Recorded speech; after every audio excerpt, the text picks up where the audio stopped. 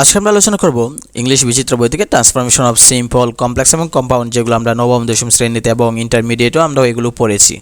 তো সিম্পল চেনার উপায় এখানে দেওয়া আছে, কতগুলো কমপ্লেক্স এবং কম্পাউন্ড চেনার উপায়গুলো দেওয়া আছে, যে কীভাবে করতে হয় সেগুলো এখানে দেওয়া আছে। যে আমরা যদি এ টু অথবা ইন অর্ডার টু থাকে সিম্পলে, তাহলে আমরা সো দ্যাট অথবা অ্যান্ড কম্পাউন্ড করতে গেলে, বা ডেসপাইট অথবা ইনস্পাইট অফ থাকলে আমরা অল দো বা দো, আর আমরা কম্পাউন্ড করতে গেলে বাট করতে হবে, প্রেজেন্ট পার্টিসিপল যেটা বার প্লাস আইএনজি থাকলে অ্যাজ অথবা সিন্স করতে হবে কমপ্লেক্সে, আর কম্পাউন্ডে অ্যান্ড করতে হয়। বাই প্লাস জিরান যদি থাকে তাহলে আমরা কমপ্লেক্সে ইফ বলবো, আর কম্পাউন্ডে আমরা অ্যান্ড করবো, অ্যান্ড দেবো। এদিকেও আমরা দেওয়া আছে, যেমন two plus two dot two যদি থাকে তাহলে আমরা কমপ্লেক্স আমরা সো দ্যাট, তারপর কম্পাউন্ডে ভেরি ডট ডট অ্যান্ড এটা ইউজ করবো।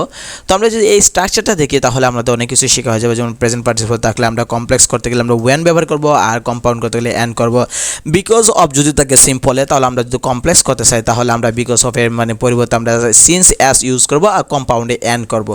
উইদাউট প্লাস জিরান থাকলে আমরা কমপ্লেক্স আমরা আনলেস অথবা ইফ প্লাস নট শব্দটা ইউজ করবো, বি ভার্বের পরে নট দিব, আর কম্পাউন্ড করতে গেলে অর করব, অর ব্যবহার করব। সেটা এখানে বলতেছে যে আমরা যদি এখানে খেয়াল করি যে কিছু আমরা পসেসিভ দেওয়া আছে, সাবজেক্ট অবজেক্ট পসেসিভ, যেগুলো আমাদের বিভিন্ন ক্ষেত্রে লাগে, যেমন আই হচ্ছে সাবজেক্ট, মি হচ্ছে অবজেক্ট, মাই হচ্ছে পসেসিভ, যে এগুলো দেওয়া আছে সেগুলো আমরা ইউজ করবো বিভিন্ন সেন্টেন্স তৈরি করতে গেলে। তো কমপ্লেক্সটা সিম্পল করতে গেলে দো অল দো যদি থাকে তাহলে আমরা জানি যে সিম্পল করতে গেলে আমরা স্ট্রাকচার হচ্ছে দ্য ইনস্পাইট অফ অথবা শুধু ডিসপাইট, মনে রাখতে হবে ডিসপাইট অফ বললে কোনো কথা নাই, শুধু ডিসপাইট অথবা ইনস্পাইট অফ ব্যবহার করব দো অল দো জায়গায়। সেটা কেন বলতেছে, যেমন though he was weak he went to school, এখানে যদি আমরা সিম্পল করতে চাই তাহলে দো এর পরিবর্তে আমরা দেবো ডেসপাইট দেবো, অথবা আমরা দেবো ইনস্পাইট অফ দেবো। তারপর আমরা কি করব, যে ওই সাবজেক্ট যারা থাকবো এর আমরা পসেসিভ করব, যেমন আমরা হি দেওয়া আছে, হি এর পসেসিভ হচ্ছে হিজ। তারপর আমরা যে বি ভার্বটা থাকবে, ভার্বটা থাকবে, বি ভার্ব থাকুক বা ভার্ব থাকুক, যেটা থাকুক, এই ভার্বটা মূল ভার্ব থাকুক বা বি ভার্ব থাকুক, সেটার সাথে আমরা আইএনজি লাগাই দেবো। তাহলে এম ইজ যেহেতু ওয়াজ আছে, তাই am is R was were থাকলে হচ্ছে বিং, আর হ্যাভ হ্যাজ থাকলে হ্যাভিং, ডু ডাস থাকলে ডুইং। আর বাকি অংশে যেভাবে আছে এভাবে করা হয়েছে। তো রুল দিয়ে দিয়েছে যে দো অল দো থাকলে যদি আমরা, আর সেন্টেন্সে যদি হ্যাভ হ্যাজ হ্যাড থাকে তাহলে আমরা জানি ভার্বের সাথে আইএনজি লাগলে কী হবে, হ্যাভিং হবে। এটাই এখানে বলছে। আর ডু ডাস থাকলে কী হবে, ডুইং হবে। সেটা এখানে বলতেছে। যেমন আপনি খেয়াল করে দেখেন যে দেয়া আছে যে দো he had qualifications he did not get a job। তো আমরা যদি এখানে খেয়াল করে দেখেন সিম্পল করতে চাই তাহলে আমরা জানি দো এর জায়গায় প্রথমে ইনস্পাইট অফ বসাবো, তারপর আমরা সাবজেক্ট যেটা সেটা পসেসিভ হিজ, তারপরে যে ভার্ব আছে সে ভার্বের সাথে আমরা কী দেবো, আইএনজি দেবো। কিন্তু দেখেন এখানে হ্যাড আছে তাই আমরা হ্যাভিং দিছি, কারণ আমরা তো বলছি যে হ্যাভ হ্যাজ থাকলে আমরা হ্যাভিং, আর ডু ডাস ডি থাকলে ডুইং, আর am is R was were থাকলে আমরা বিং লাগাবো। তো আমরা ওই হ্যাড থাকার কারণে হ্যাভিং দিছি, আর বাকিটা যেমন আছে আমরা এমনি করছি। তো স্ট্রাকচার 3ও সেটাই বলতেছে যে আমরা কীভাবে করবো। তো আমরা 4 নম্বর যদি দেখি যে দো অল দো যদি থাকে তাহলে সেটাও দেখা সেখানে কীভাবে করতে হবে সেটা স্ট্রাকচার দেওয়া আছে। 5 নম্বর ক্ষেত্রে দেওয়া আছে যে যদি রিলেটিভ প্রোনাউন ইউজ করা হয় তাহলে সেক্ষেত্রে আমরা কী করবো, সাবজেক্ট প্লাস ভার্বের সাথে আইএনজি প্লাস এক্সটেনশন সেটা করব। তো এখানে এইগুলোই দেওয়া আছে যেগুলো বিভিন্ন পরীক্ষায় আসে। যে আমরা যদি খেয়াল করে দেখি, যেমন রোল 9 দেওয়া আছে subject plus verb plus object plus relative pronoun যদি থাকে তাহলে auxiliary verb plus principal verb, এভাবে আমাদের করতে হয়।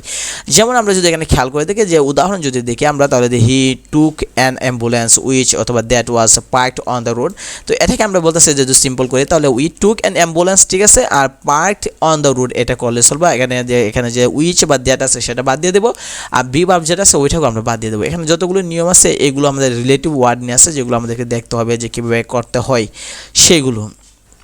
তো আমরা যদি এখানে খেয়াল করে দেখি যে আমরা যদি নিচে যদি যাই তাহলে কম্পাউন্ড তো সিম্পল আমরা দেখতে পাবো যে এখানে দেওয়া আছে যে অ্যান্ড দ্বারা যুক্ত কম্পাউন্ড সেন্টেন্স যদি থাকে তাহলে আমরা একই সাবজেক্ট যুক্ত থাকলে আমরা কী করতে হবে সেটা একটা স্ট্রাকচার দেওয়া আছে। সাবজেক্ট প্লাস ভার্বের সাথে আইএনজি প্লাস অ্যান্ডের পরিবর্তে আমরা ওই যে সাবজেক্টটা এটা বসাবো প্লাস ভার্ব প্লাস বাকি অংশ বসাবো। যেমন দেখেন, যেমন the T was very hot and I could not drink it.